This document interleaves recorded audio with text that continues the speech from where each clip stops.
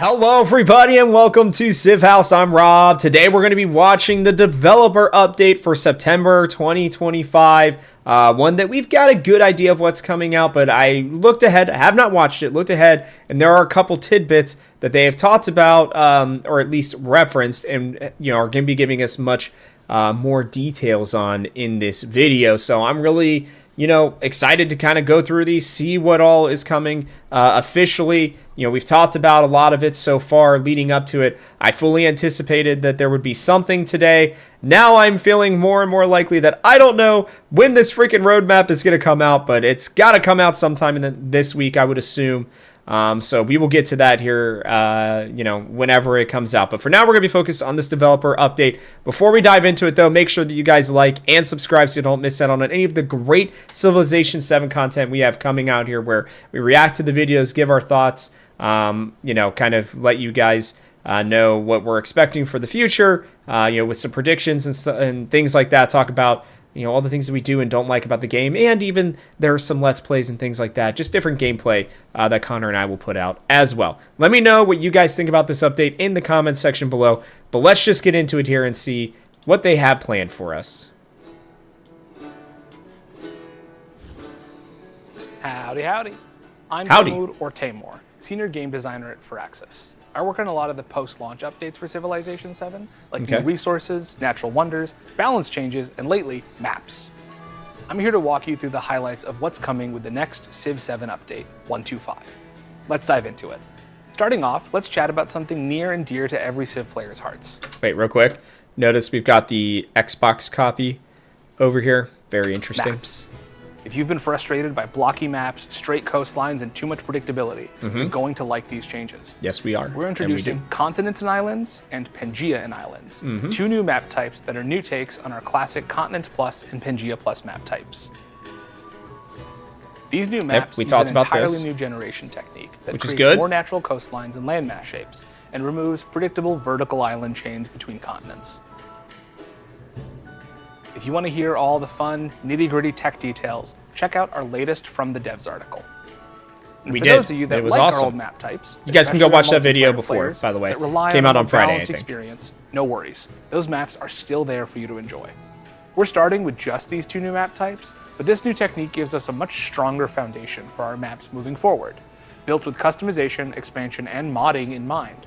So, look forward to more maps in the future. They even mentioned modders in the dev update video. We made some big UI UX improvements to some of Civ 7's most important decision points, starting with the production menu. Instead of confusing predictive yields that often pushed you to just pick the biggest number, the menu now shows clearer, more reliable information, like base yields, warehouse impact, and highest available adjacencies. And to building tooltips, we've added icons, tags, clear styling, and formatting like needed that big time, and warehouse counts. Next, building placement. The goal here was to make the moment of deciding where to put a building clearer, with the UI showing exactly what's changing on a tile when you hover over it. You'll notice new arrows beautiful addition. Showing yield gains Really and and truly. yield losses, featured tiles with strong yield offerings, and a clearer building slot icon. The side panel now updates in real time with settlement changes or overbuilding effects, and if you're the type who likes a full breakdown, there's an expanded view with all the before and after numbers. Also we won't tell you the best tile to pick, that's still up to you, but the UI should take a lot of the guesswork out. Finally, growth events.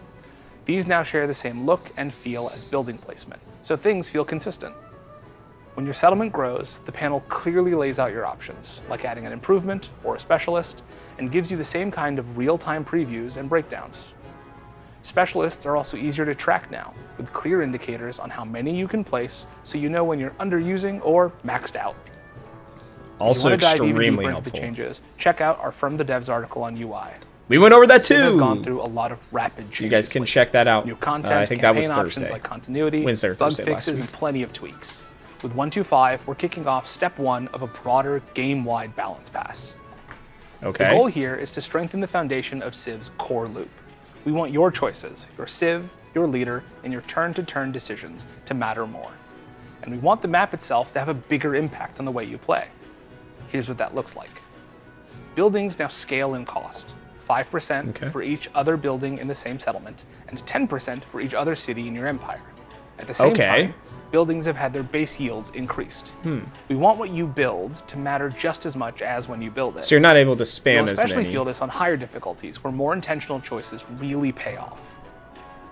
We've also removed the generic stacking percentage bonuses that you can get in games from city-states, resources, and the attribute tree. Instead, you'll see more static values. That means bigger yields tied to specific tiles and buildings, but fewer runaway multipliers.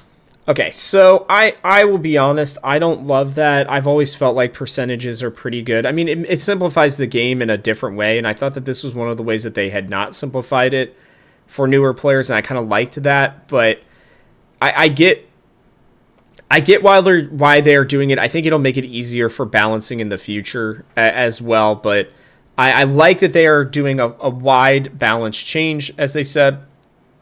I wonder what else this means, though. Why are they doing that is the question. I didn't feel like the balance was necessarily terrible in the game as is. I don't know. I don't hate it. I think it's good, like in terms of that they're doing this, swath, this big balance of every aspect of the game. You want that 100%. I'm just wondering if they're doing that now in anticipation of the all-important expansion that will come out sometime, I would assume, next year.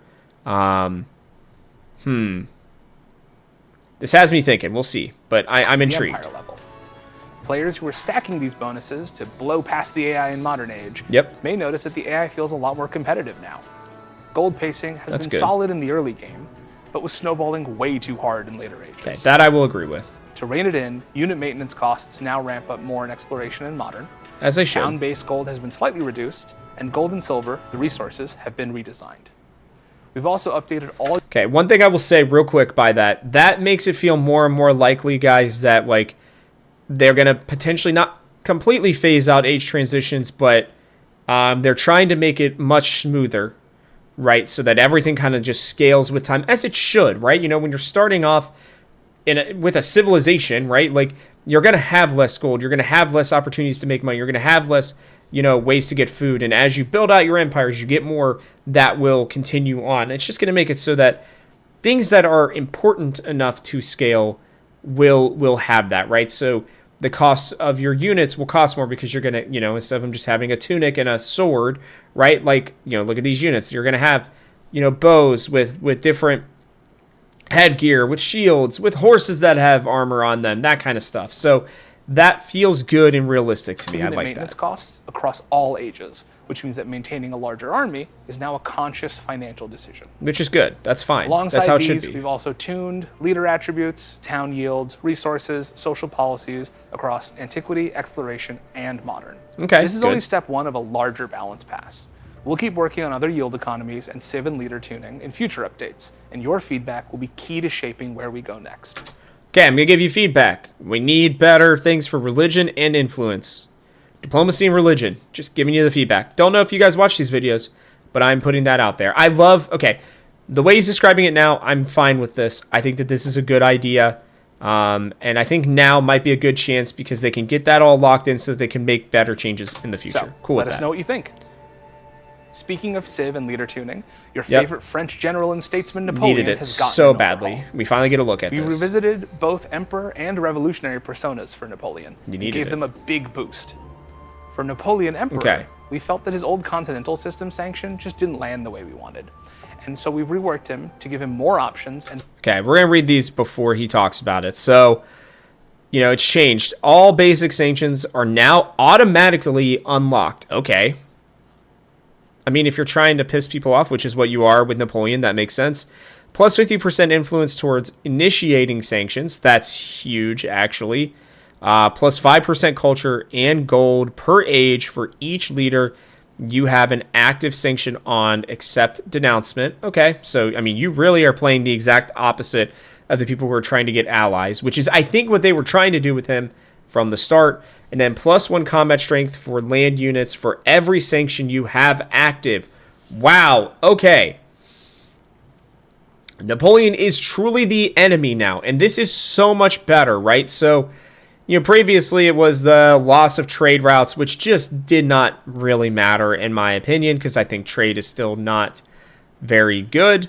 Even though it's a major part of the exploration age especially, but I still don't think it's very good, so whatever. Well, it's really a major part of the whole economic legacy path, but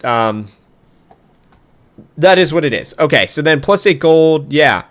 Can reject endeavors for free. That would have been nice for them to keep, but it's not that big of a deal. This is a much better playstyle. It's a much more, I think, just focused one for him. And if you want to be the enemy and you want to be at war and you want to be able to be at war with very strong units because you're just, everybody hates you, this is good. Plus you're getting the culture instead of just the gold, which I really more like. Options and bigger rewards for playing with sanctions. I agree. If you liked using diplomacy as a weapon, Napoleon is going to feel a lot more impactful. I completely agree. This is a good change. Revolutionary, the core kit of fast armies and culture from combat, still there. But we've given him some extra punch. Okay, so still the one movement for all land units, right? Which is what he already had. Yeah, I thought so. Defeating an enemy unit provides culture equal to 100% of its combat strength, which... one second, let me make sure. Okay, so yeah, so they doubled that. So that's pretty strong. And then the first time each age that a war is declared against you, gain an army commander in your capital packed with one... Wow, okay, so you get a full army, essentially. Even if those units have not been unlocked. Okay, that's really strong. That's crazy strong, actually. You can really run a cultural victory here with Napoleon Revolutionary, I think, in a pretty big way with this, actually. Because, I mean, you could get into war in turn 2 if you really wanted to. And then this is huge because people are not going to want to attack you early on in antiquity, because then you're just getting literally one free full army. Very good. This is, I think, a little stronger in the early game than it is in the later game, but like, I think the first 2 ages specifically, this would be pretty good. I don't know how well that one will work in modern as much, but it's still good. I like this. It's a good change. He now earns even more culture from battles and gets a special boost the first time someone declares war on him each age. We're really excited to see how these changes shake up his playstyle. Well, significantly, because people will actually start playing it. If you don't have Napoleon yet, remember you can grab Napoleon Emperor for free just by making a 2K account. And if you've linked both Civ 6 and Civ 7, you'll also get Napoleon Revolutionary at no extra cost. Try them out. We've taken a fresh look at city-states. I don't know. I've never even really tried to play him because I thought he was so bad. Expansionist and diplomatic. Each comes with a full set of suzerain bonuses and a new unique improvement for each age. Good. Expansionist city-states focus on food and... All right, so let's look at the expansionist one here. So you get the building, allows the creation of the Sakia improvement, provides 4 food, wow, +1 science as well, and settlements following your religion. Okay, very cool. I like that. It must be placed on a floodplain. Okay. And then these different bonuses. So the Karuka, +1 food on resources, +4 food on food buildings, +2 food in settlements for each expansionist city-state you are suzerain of, doubled in towns. Okay, interesting. And then receive a population in your capital when you become suzerain of an expansionist city-state.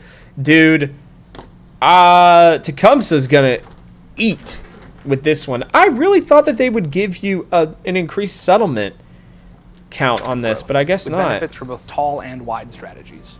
Meanwhile, diplomatic city-states emphasize happiness and our diplomatic gameplay. Okay, so the minor embassy allows the creation of a minor embassy. The minor embassy provides +2 influence. That's very nice, actually. Provides an additional +1 influence for each alliance you have, okay?